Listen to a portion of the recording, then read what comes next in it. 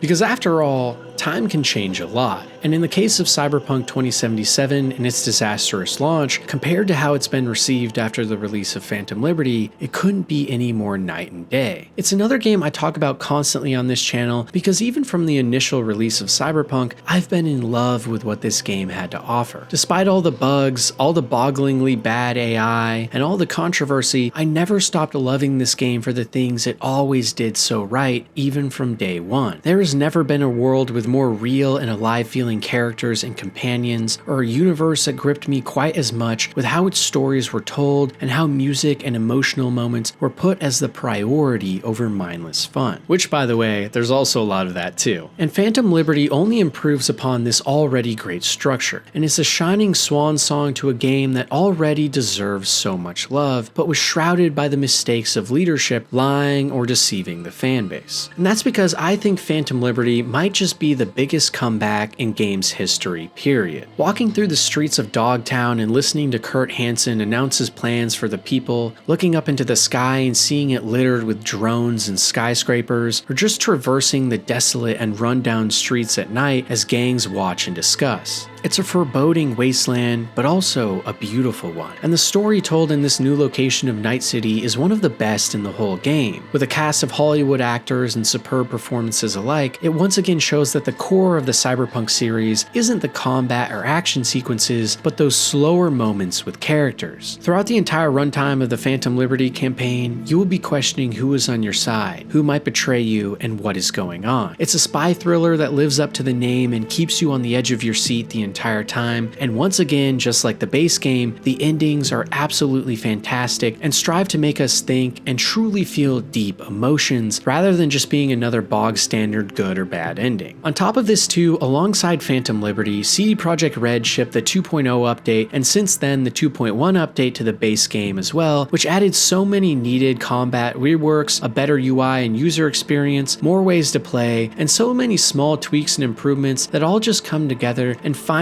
make the game what so many people expected on day one. Not only is Cyberpunk 2077 now my single favorite cast of characters in any medium ever, with the immense amount of emotions they can pull out of you, but also it's now one of the most fun RPGs to play full stop. Enemy AI has improved, and along with that we saw reworks to things like the hacking system and melee combat, which fleshes each out so much more and makes sure that no matter what build you choose to play in game, you're going to have an awesome time. The Metro system was finally added back to the game. You can now listen to music on the go while walking, and gangs will chase you down if you wrong them. Or in other words, Cyberpunk 2077 finally reached all the heights and promises it showed us so many years ago in that initial trailer. And so with that comes the biggest comeback of the year by a long shot, where a game that for years was dragged through the mud finally is seeing the light of day. And I can't express how awesome of a feeling that really is. As someone that from day one was screaming how great this story was, how masterful the writing could be, and most of all how meaningful and deep the narrative could be, eclipsing in my opinion even the likes of The Witcher, Last of Us, Red Dead Redemption 2, and even Mass Effect, this game was always special because it always had what most games could only dream of. Characters that truly meant something, and a journey that would make you think and maybe even affect your soul along the way. And there are so many scenes you experience when playing where the intensity of what is happening on screen truly affects you, and it's so much grittier and more emotional than most titles even dare to try to be. No topic is off the table, whether it be death, offing oneself, loss, abuse, and all of these ideas are tackled in such a mature and real way that make it stand above so much other writing in this entire medium. The issues and bugs and glitches, or even missing features, all paled in comparison to what we did get even from day one. And now with Phantom Liberty and all of the updates, this game is now beloved by so many. I can't tell you how many people I saw online that used to trash this game are now calling it their favorite of all time. Once people saw how raw, how real, and how captivating the writing, voice acting, and set pieces were in this game, without all the commotion about why it sucked online, it became easier to just enjoy the game for what it was and not what it isn't. And I'm just happy to see that after all the work the developers put in, people's opinions have completely changed.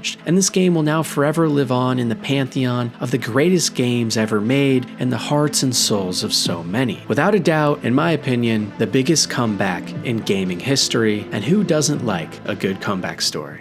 Because Starfield, without a doubt, was my biggest disappointment for any game I played all year. You see, I've been a fan of Bethesda games ever since I was a kid, and loaded up my first role-playing game of all time, The Elder Scrolls Oblivion. I'll never forget that original adventure where I stepped out of the sewers and was greeted with what at the time was graphics that blew my mind, but more importantly, a world that was begging to be conquered. And ever since then, I've been playing Bethesda games for that exact feeling, a special one that strangely only their games seem to be able to evoke, and also the thing that makes them so ubiquitous for gamers everywhere. There truly just aren't any other titles out there that give you the same sense of adventure and freeform exploration. But sadly, in Starfield, while it managed to do so many things better than previous Bethesda titles in a setting I enjoy so much more, along the way, it lost a lot of the magic too. Because you see, Starfield is a game of immense scope. There are literally 1,000 planets to explore, all with their own biomes, flora, and fauna alike. But after only exploring a few handful a couple of hours in, you start seeing the cracks in the formula. Every new location is full of the exact same dungeons and events, with identical sets of enemies, loot, and stories. That first time you enter an underground cavern full of alien and human skeletons alike, it evokes that great sense of Bethesda environmental storytelling that lights a fire in our imaginations. But when you stumble upon that very same scene on 3 nearby and faraway planets,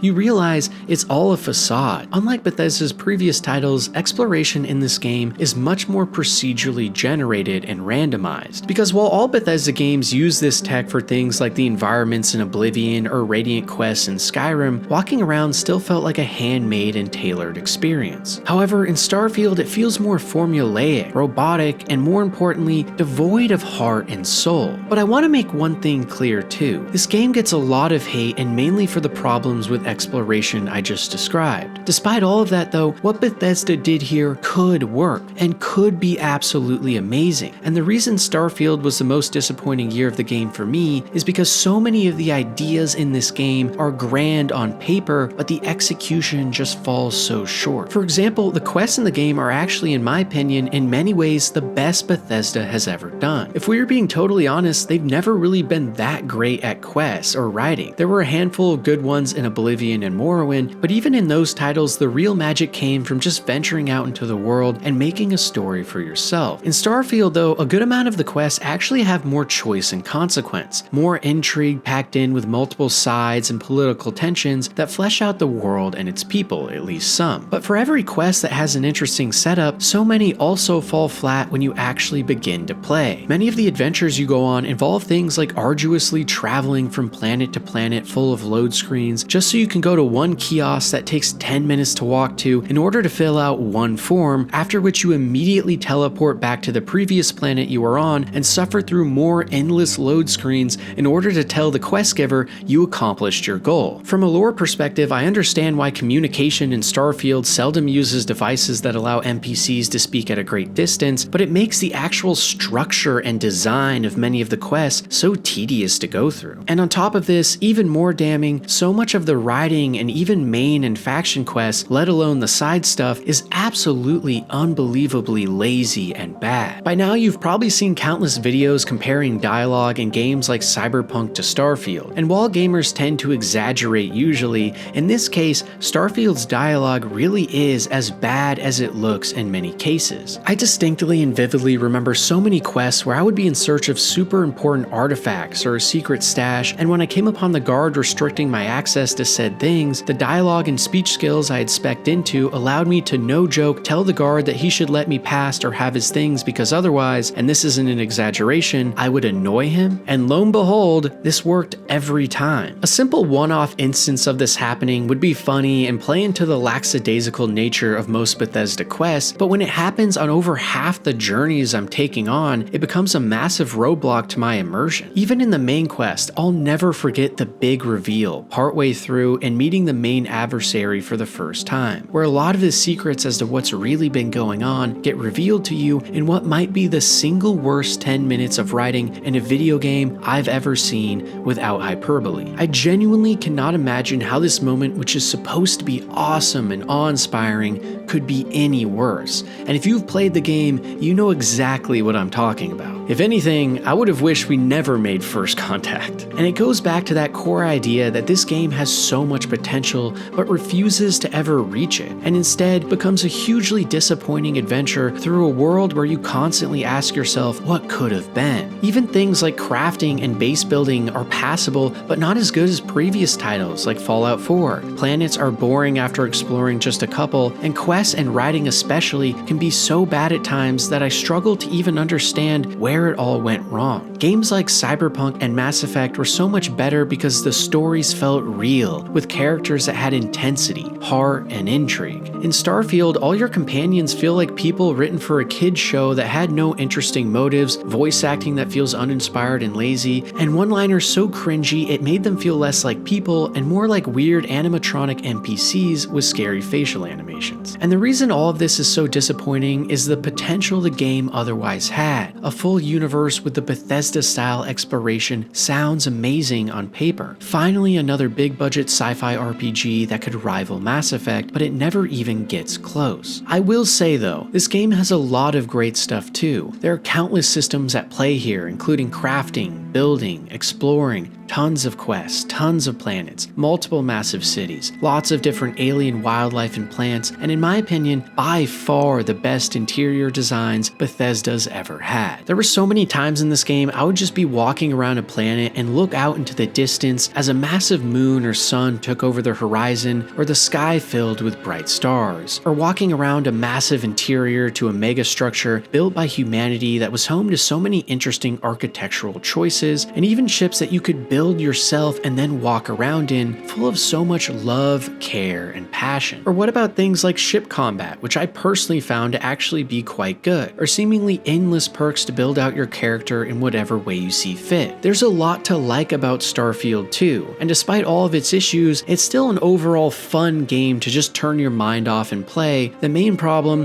is it just doesn't have any of that quote-unquote magic that Bethesda games of old so perfectly captured. It's a title that reached for the stars, but got confused about what it was really trying to be along the way. But maybe no other part of this game reveals to the world its issues more than the main quest, one that without exaggeration could have been the greatest main story in a game of all time, but instead, once again, was mindless and boring. You see, Starfield's main story is about multiple universes and dimensions, where at the end of the game you discover that you can either stay in your universe or leave everyone behind and become a Starborn, where you will adventure out into entirely new galaxies. But you see, the issue is while the idea is so awesome on paper, what this really means is you'll just be getting a different start to the Constellation questline. It's cool walking in and seeing all the members are now kids, or all the members are dead, or even maybe all of them are you from a different dimension. It's cool, funny, and interesting, especially at first, but the more you beat the main quest and discover new dimensions, the more you realize it's all just a cheap parlor trick. There are only a handful of moments where you get new dialogue options for being a Starborn on the quests you had before, and they barely change anything, and not only that, but the planets are largely just exactly the same. Imagine how much more emotional these moments with your companions could have been, with them crying and saying they will miss you, and realizing you would have to give up on family and everyone you know in order to make the ultimate adventure worth it. It would have made us think about the decision so much more. And while Bethesda attempted to do this some at the end, talking about what happens in your current universe, it all just falls so flat again compared to how cool the moment could have been. And once again, I can't stress enough how much of a missed opportunity this really was. And once again, it shows how lazy in execution Bethesda was here. Probably because they spread themselves too thin on the systems and content in this game. Imagine if instead, every time you traveled to a new parallel universe, the planets completely changed. New planets suddenly appeared, and places you know and love, like Aquila City, suddenly had new banners, new colors, and slightly tweaked history for you to explore and uncover, along with quests that were specific to that universe. This may sound like a far-fetched idea, but the groundwork for this is already there. Bethesda could have focused on using their procedural procedural tech for things like this. Instead of 1,000 planets that are basically the same for each universe, put 50 in each and just randomize it each time the player switches universes. How much better would that feel? It would make it appear like the game had just endless amounts of interesting places to explore and content to go over, and it would give you a reason to keep playing. And on top of this, the focus and content should have been procedural quests, instead of so many faction quests that, while okay, often had bad writing and a lack of deep emotions. Bethesda could have instead focused most of their efforts on more procedural stuff that could randomly spawn on planets. That way you would get the feeling that the world was more alive and worth exploring. Trust me, there is tons of content in this game. It's just the actual design of that content